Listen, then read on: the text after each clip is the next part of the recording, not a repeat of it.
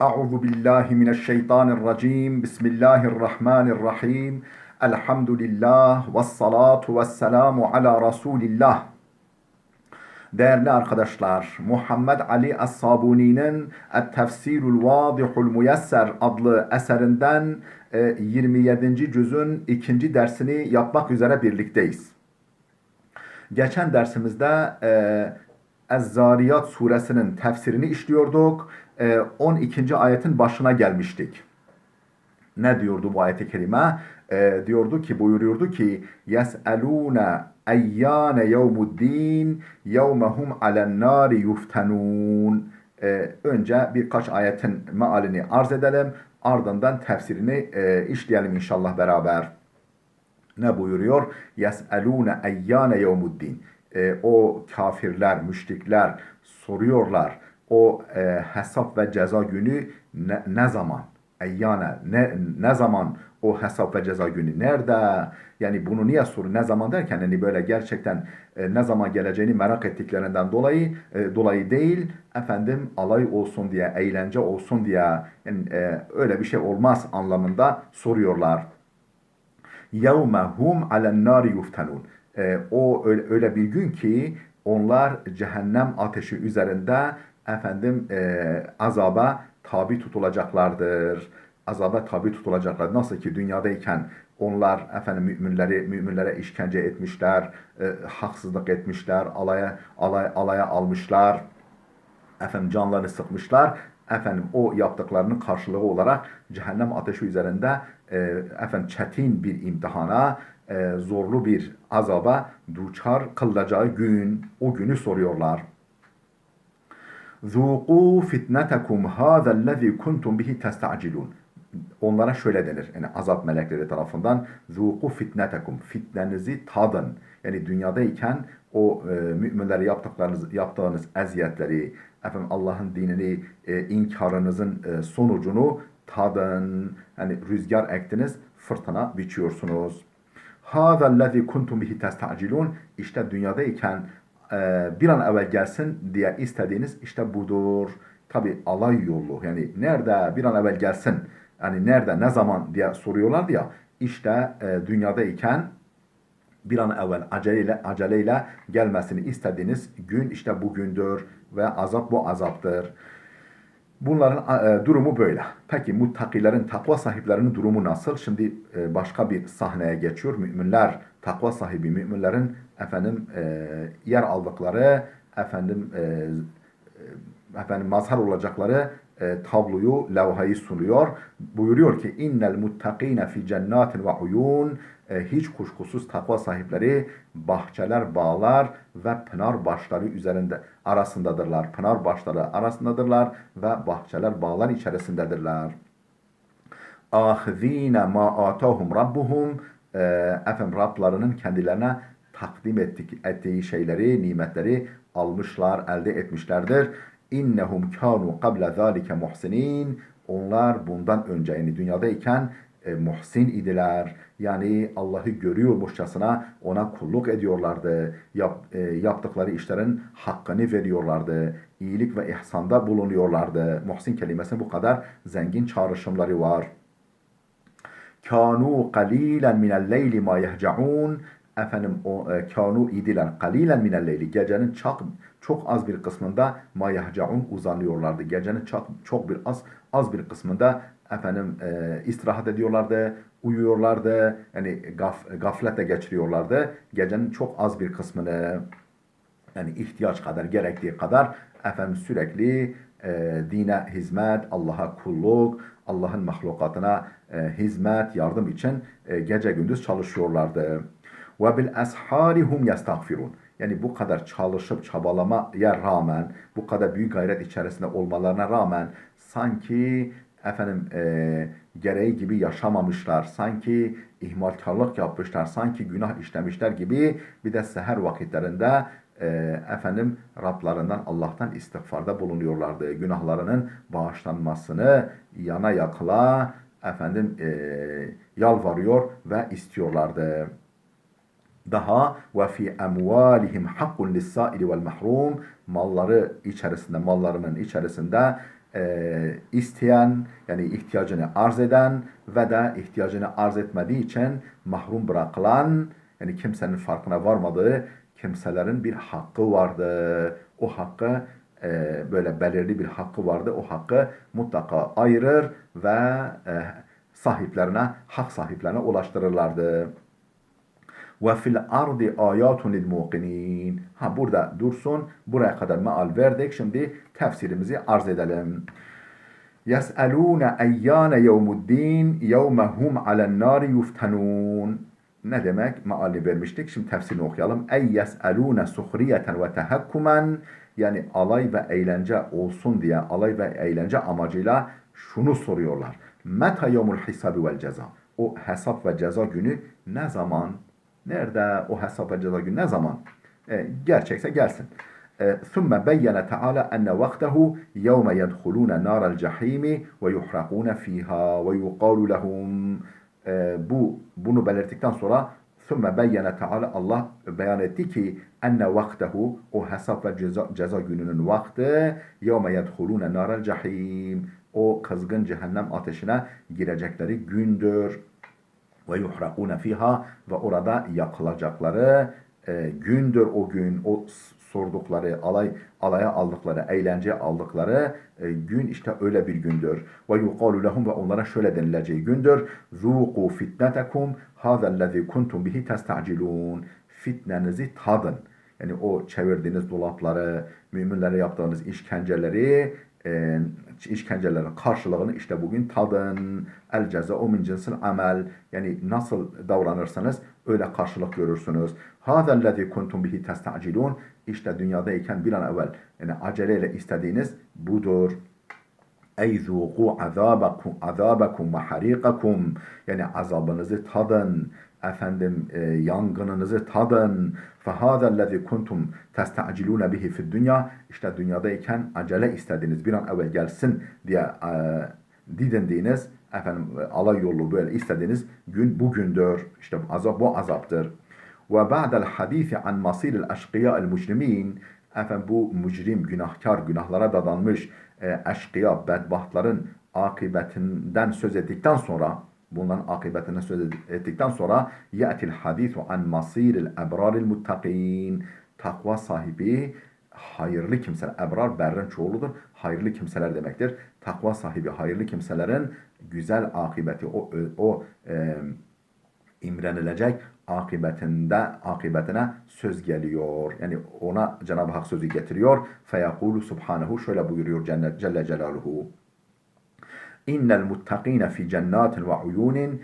Kesinlikle muhakkak takva sahipleri efendim bahçeler, bağlar ve pınar başları arasındadırlar. Ahizine almışlar ma atahum rabbuhum Rablarını kendilerine takdim ettiği, sunduğu nimetleri. İnnehum kânu qabla zâlike muhsinin. Çünkü onlar bundan önce dünyadayken muhsin idiler. Muhsinler nasıl? Onu açıklıyoruz devamında. Ey innehum fi hadaika ve besatina. Yani bahçeler, bağlar içerisindedirler. Fiha uyunun cariyetun bil ma'i selsebil. Efendim sürekli kesintisiz akan suların aktığı pınar başlarındadırlar. Selsebil cennet pınarları. Cennet yani radîne bima a'tâhum rabbuhum minen naimi vel kerâmeh. Rablarının kendilerine lütfettiği, kendilerine verdiği nimet ve ikramlardan razı olarak, razı bir şekilde o konumdadırlar. لَأَنَّهُمْ كَانُوا مُحْسِنِينَ فِي اِيمَانِهِمْ وَطَاعَتِهِمْ لِرَبِّهِمْ. Çünkü Rablarına iman, Allah'a iman ve Allah'a itaat konusunda onlar muhsin idiler. Muhsin ne demek? Yani yaptıkları işin hakkını veriyorlardı. Allah'ı görüyormuşçasına ona kullukta ve imanda bulunuyorlardı. Ona kullukta bulunuyorlardı. Kânû qalîlen minel leyli mâ yehce'ûn ve bil ashâri hum yestağfirûn. Onlar geceleyin çok az bir vakit uzanıyorlardı, istirahat ediyorlardı ve bil ashari seher vakitlerinde de hum yestağfirûn yine onlar istiğfar ediyorlardı. Sanki efendim Allah'a itaat işlememişler, efendim günah işlemişler gibi efendim habire kendilerini kusurlu, hatalı görüp Allah'tan bağışlama diliyorlardı. Ey kanu yukabiduna kıyamel leyli فلا ينامون منه إلا قليلا يحيونه في الصلاة ويستغفرون ربهم بالأسحار كأنهم من خشيتهم لله مذنبون فلذلك يستغفرون ربهم من التقصير. Ey yani kanu yukabiduna kıyamel leyli, yani geceleyin yani gece ibadetine göğüs geriyorlardı. Efendim onun sıkıntısını, meşakkatini üstleniyorlardı. Fela yenamune minhu qalilan, yani geceleyin çok az bir miktar bir süre uyuyorlardı. Felidalike, daha doğrusu yuhyune fis salati, gecenin geri kalan kısmını namazla ihya ediyorlardı, teheccüdle geçiriyorlardı. Ve yestağfirune rabbahum bil ashar, seher vakitlerinde de Rablarından istiğfar diliyorlardı, yani bağışlama diliyorlardı.